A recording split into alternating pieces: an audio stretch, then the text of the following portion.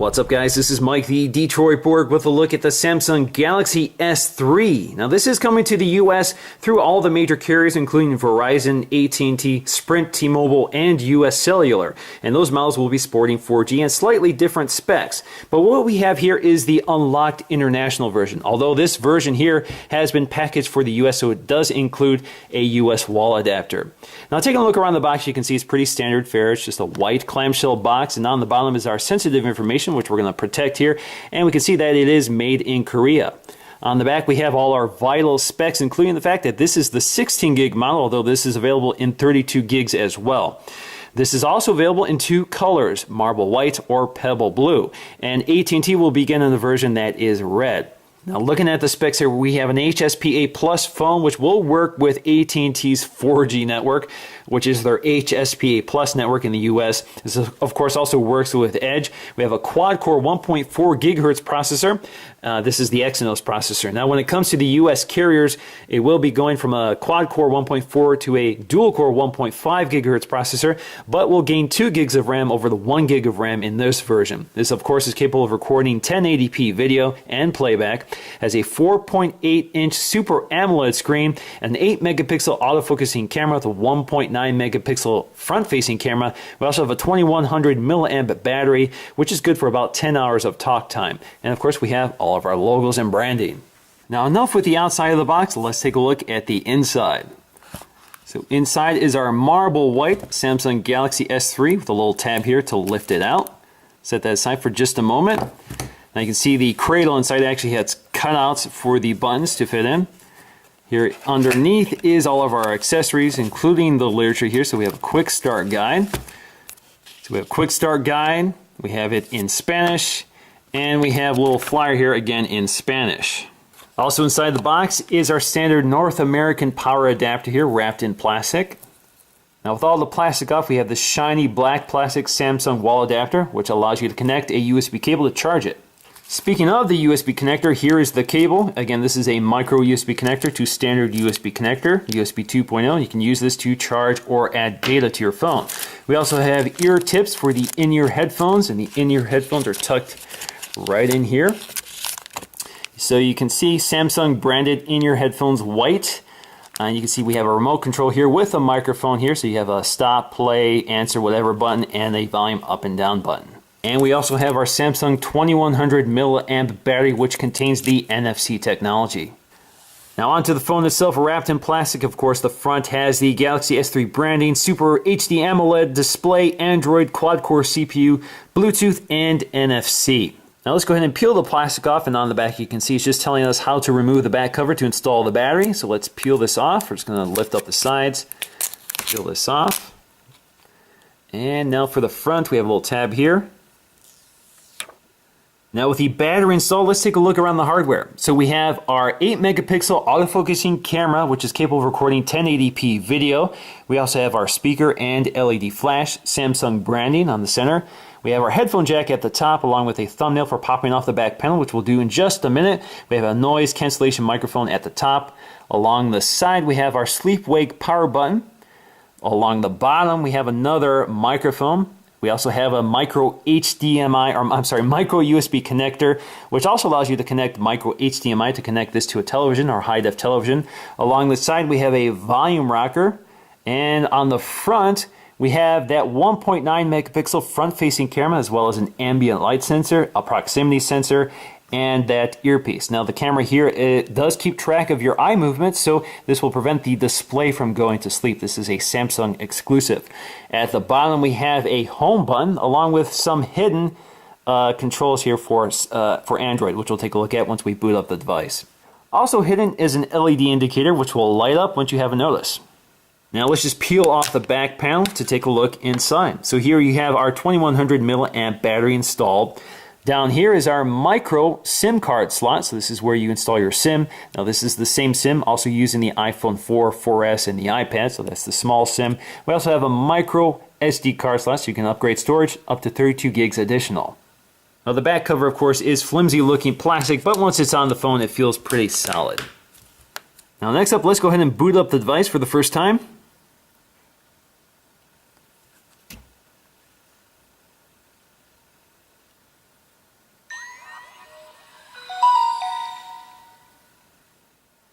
So now we just need to set it up. So we're going to use English, the United States.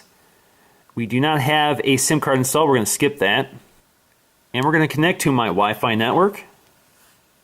Now you can sign into your Samsung account to access your apps and other account information, but we're going to skip that. Now we can also sign into our Google account and transfer all of our information from our existing Android phones, but we're going to skip that for now, just show you the stock interface. And we're going to allow location services, so sure. And we're going to skip this as well. Now the Galaxy S3 also comes free with 50 gigs of Dropbox storage for 2 years. So you can create that account or you can log into your existing account. So I'm going to say no thanks for now. And we're going to go to finish. So with everything booted up, we can take a look around. So the first thing that jumps out obviously is that Super AMOLED display. Very vivid. This is very large, 4.8 inches with a resolution of 720 by 1280. So this is a full HD screen. So that gives us a pixel density of 302 ppi. Not as high as Apple's Retina display, which is 326 on the iPhone 4S. But it is basically a Retina display because it is larger. So you're going to hold this at a farther distance from your face. Now let's take a look around TouchWiz UX, which is Samsung's nature-themed TouchWiz upgrade for Android 4.0. And so you can see here, if you touch the screen, you get some sound effects that resemble nature. So you get some water tapping effects. Sounds pretty cool. So if you want to unlock this phone, all you have to do is swipe. Takes you right to the home screen. But also on that lock screen, you have a few other options. So here you have 4 major features or major apps, including Phone, Chat On, which is Samsung's equivalent to iMessaging, which is basically a chat app that works between Samsung devices or other chat on devices. You also have a web browser and you have your camera. So you can swipe up on any of these to launch those apps. So it'll take us right to the camera app. Let's go back to that lock screen and we can bring up the web browser. So it's pretty fast, it works pretty quickly. Now if you have S Voice enabled, you can also do this. Hi Galaxy.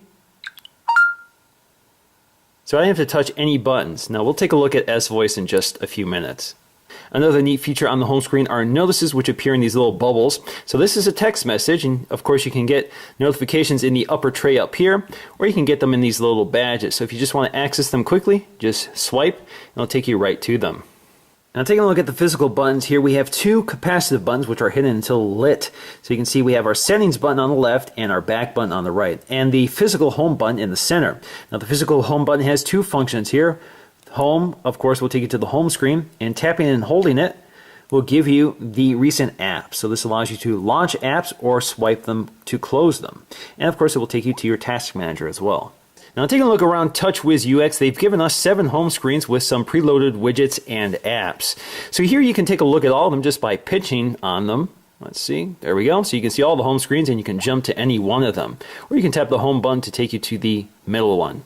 You can also edit these just by dragging and dropping them to the trash can. So if you want less home screens, that's also your option. Now in the lower dock, they've given us the standard apps, including phone, contacts, messaging, internet, and apps. Now taking a look at the apps, they've given us about 2 pages of apps and some widgets which you can tab through here. You can also pinch to zoom out to see them all and tap to get to the page you want. So that's good if you load lots and lots of apps. Same with widgets, just pinch out to zoom. You can see we have quite a few of them. So for the apps, they include AllShare Play, Calculator, Camera, Chat On, Clock, Contacts, Downloads, Dropbox. Again, you get 50 gigs of free storage on Dropbox for 2 years.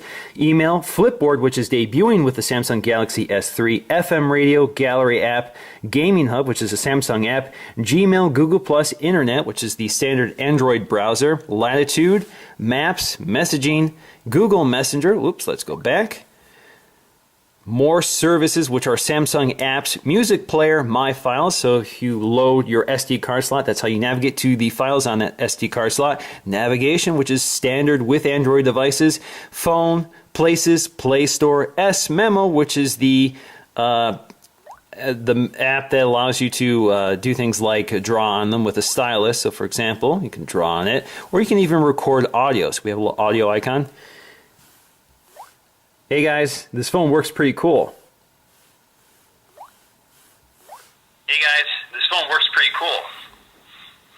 And of course you can also use text.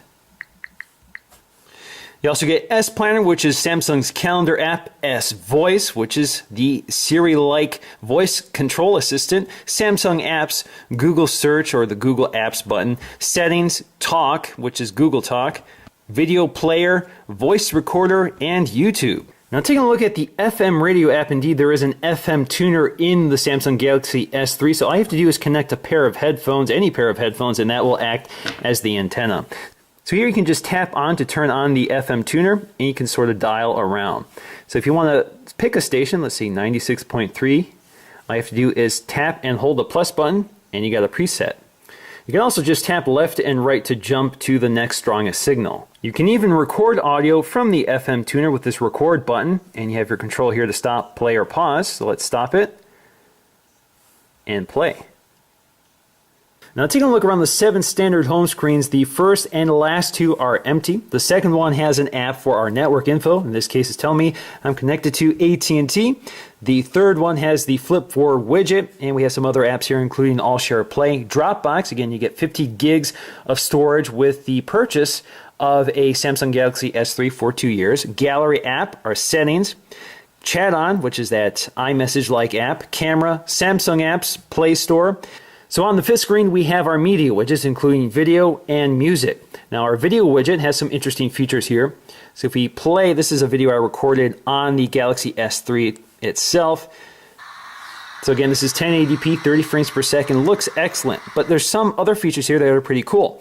So one of them is this AirPlay-like icon up here, which allows you to use DLNA technology to stream video and audio to DLNA equipment. So right now it sees my AV receiver, my Pioneer AV receiver, and I can tap on that and it will stream right to my device.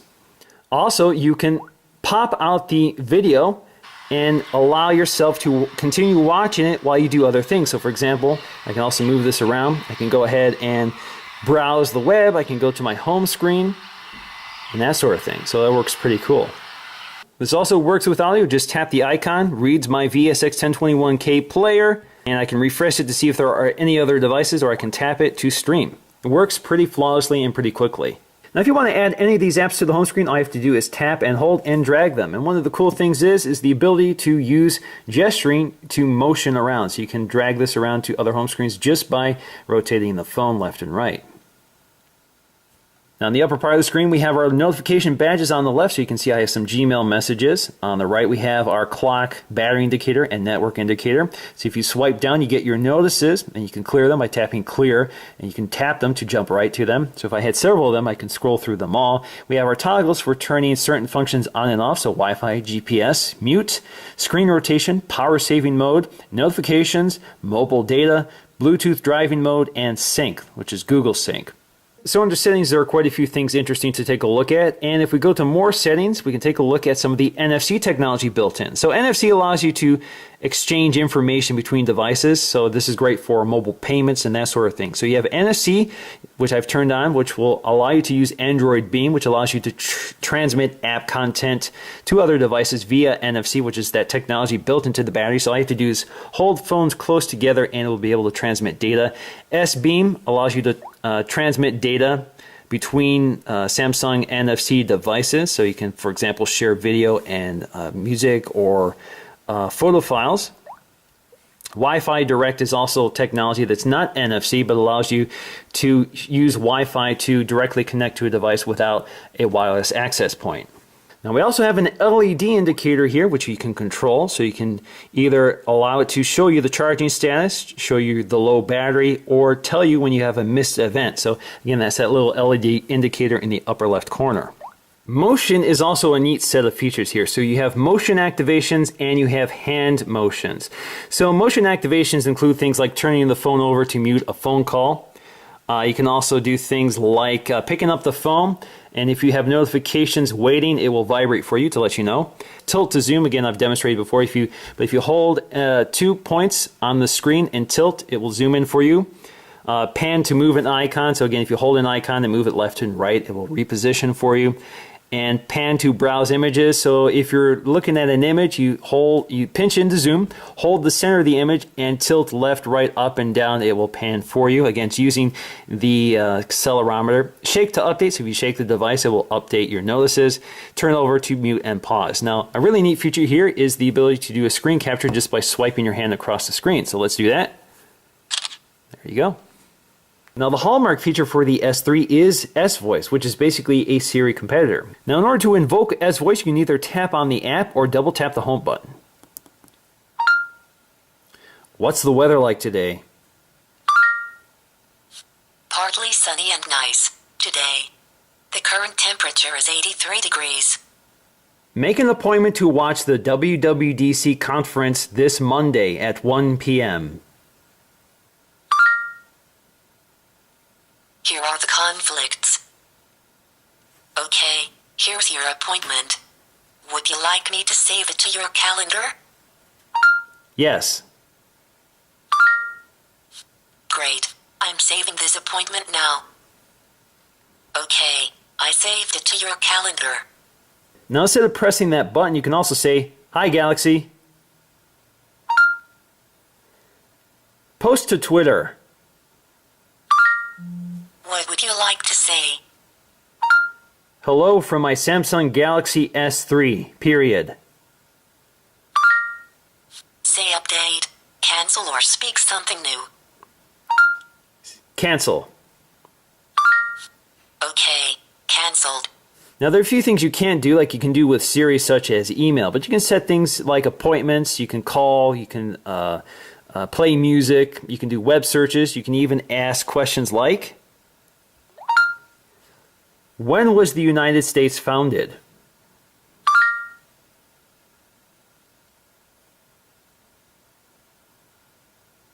Thursday, July 4th, 1776.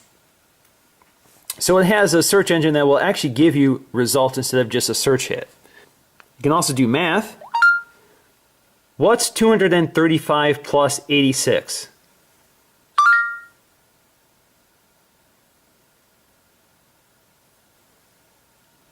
$321. How many calories in a bagel? Here is the answer to your question. So we got Wolfram Alpha search results.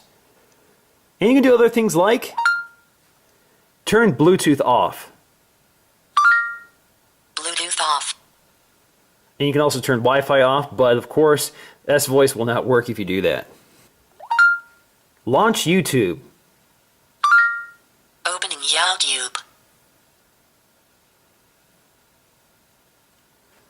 So you can launch apps, although I can't seem to pronounce them properly. Now Samsung has also included a lot of neat features with the keyboard. So if you tap the gear icon, it will take you to a few of them that you can toggle on and off. One of them is continuous input, which is basically like swipe. Keyboard swipe, which allows you to swipe between letters and numbers and symbols on the keyboard. You also have handwriting recognition, voice input, so you can use voice in order to speak your text, auto capitalization, auto punctuation, character preview, and much more. So let's go ahead and test a few of these out. So for example, if we try swipe,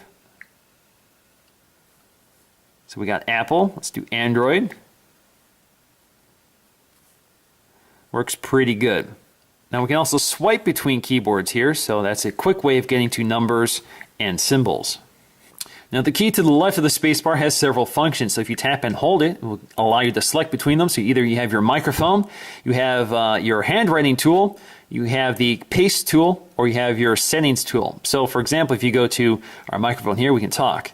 Hello, Samsung Galaxy S3, period. How do you feel? Question mark. We can also do the handwriting tool.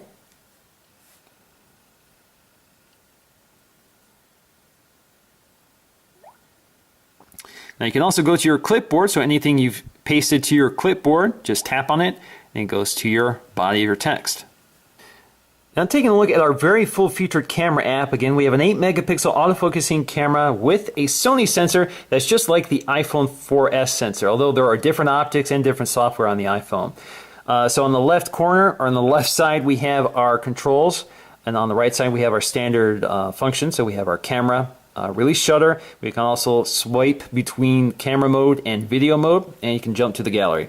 In the left corner here, we have the option to switch between the front-facing and back-facing camera.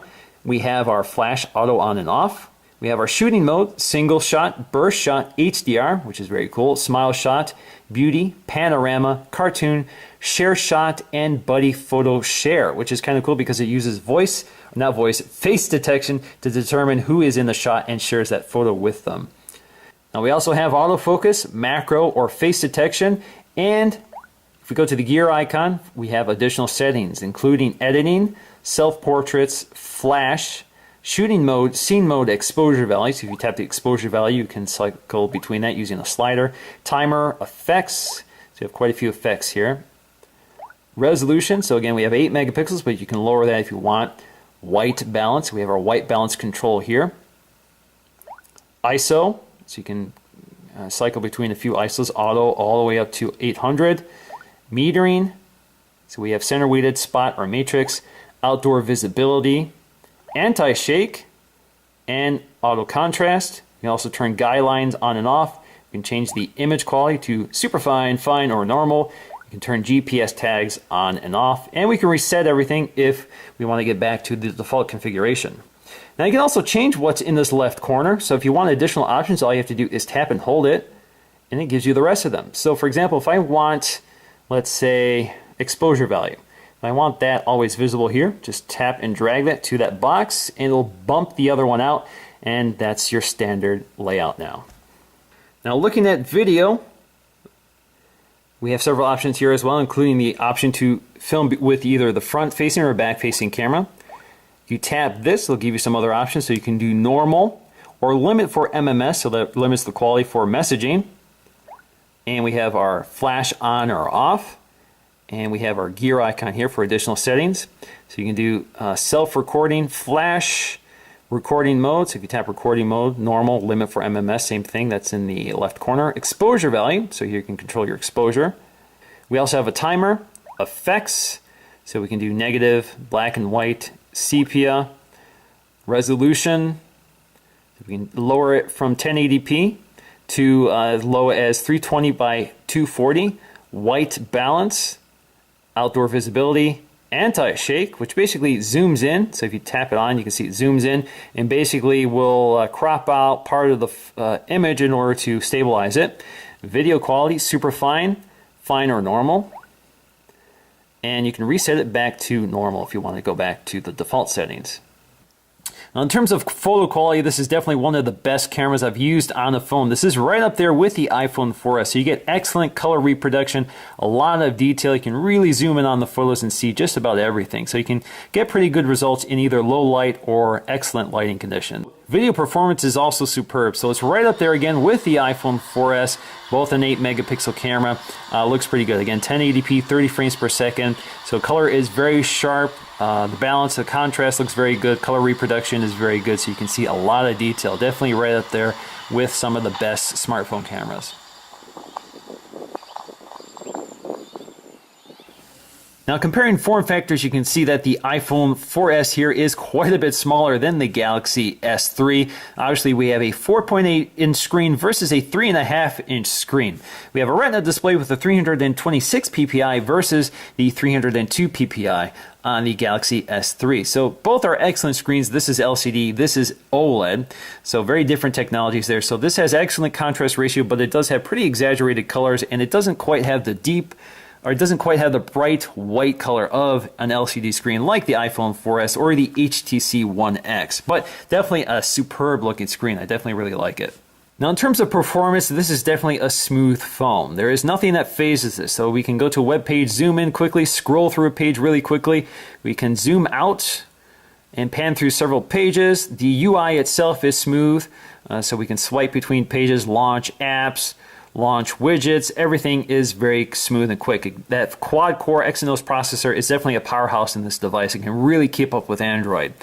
The other thing is this excellent screen. So we have a 720 by 1280 AMOLED screen. So you get all the benefits of AMOLED. So you get that bright, vivid color with a deep contrast. There's some drawbacks to AMOLED. It doesn't quite have the bright whites of an LCD screen like the iPhone 4S or the HTC One X, but you get all the benefits. So definitely is a trade-off, but it looks superb, and you get excellent off-axis viewing.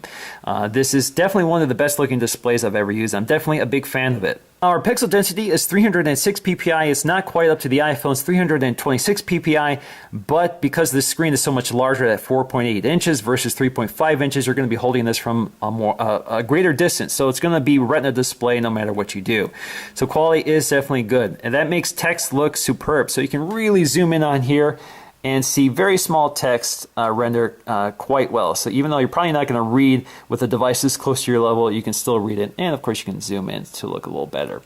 But you can see that you can get quite a bit of detail out of the screen. Now we also have that 8 megapixel camera, which also shoots superb stills and video, 1080p video with stabilization and many other features. We also have S-Voice, which actually works very good. It's very similar to Siri. The performance is pretty quick and does some things that Siri doesn't do, like launch apps and interact with other apps. So right now it's actually a pretty promising technology.